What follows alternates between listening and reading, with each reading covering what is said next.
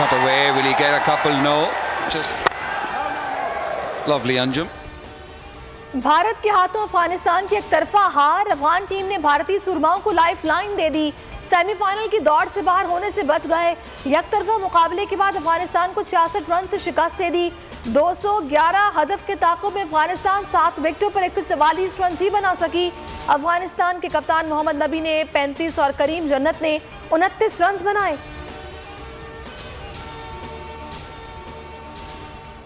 होशियार, खबरदार, वज़ीर आज़म ने पेट्रोल और गैस मजीद महंगी करने का इशारा दे दिया। कहा महंगाई का भाव आलमी है, कीमतों में मजीद इजाफा करना पड़ेगा वरना खसारा बढ़ जाएगा। महंगाई कम करने का फॉर्मूला भी दे दिया। बोले 2 खानदानों ने मुल्क से लूटा हुआ पैसा वापस लाएं, मैं खाने पीने की अशिया की कीमतें आधी कर दूंगा।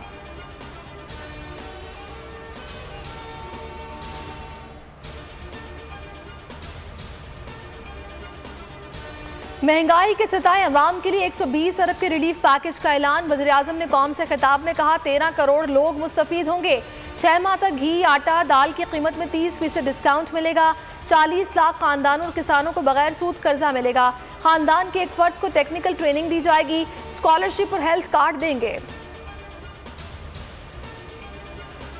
ऑपोजिशन ने रिलीफ पैकेज को तकलीफ करार दे दिया। बिलावल भुट्टो ने कहा कि इमरान खान का पैकेज मजाक के सिवा कुछ नहीं, अवाम को एक और लॉलीपॉप दिया गया। मरियम औरंगजेब ने इस्तीफे का मुतालबा कर डाला।